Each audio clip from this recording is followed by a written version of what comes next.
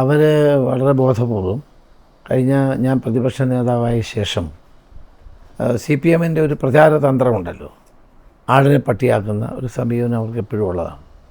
അപ്പോൾ ആ നിലയിൽ ഏറ്റവും കൂടുതൽ സൈബർ ആക്രമണങ്ങൾ നേരിട്ട ഒരാളാണ്, ഇപ്പോഴും നേരിടുക.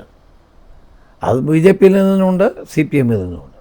അപ്പോൾ ഈ രണ്ട് കൂട്ടരും സിസ്റ്റമാറ്റിക്കായിട്ട് അവരുടെ സോഷ്യൽ മീഡിയ വിങ്ങുകളെ കൊണ്ട് എന്നെ ആക്ഷേപിക്കാനും ട്രോൾ ചെയ്യാനും ഒക്കെ ധാരാളം ശ്രമം നടത്തിയിട്ടുണ്ട്.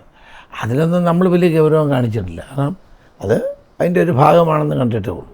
CPM-ആണ് ഏറ്റവും കൂടുതൽ അത് ചെയ്തുകൊണ്ടിരിക്കുന്നത്.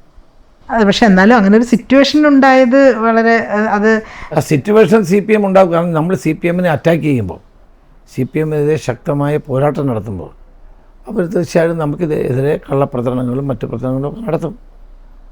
അന്ന് അന്തരിച്ച കോടിയേരി ബാലകൃഷ്ണൻ തന്നെ എന്തെല്ലാം എൻ്റെ അച്ഛനെ പറ്റി പറഞ്ഞു, എന്തെല്ലാം മോശമായിട്ട് പറഞ്ഞു. അപ്പോൾ അതെല്ലാം ജനങ്ങൾ കണ്ടുകൊണ്ടിരിക്കുകയാണ്.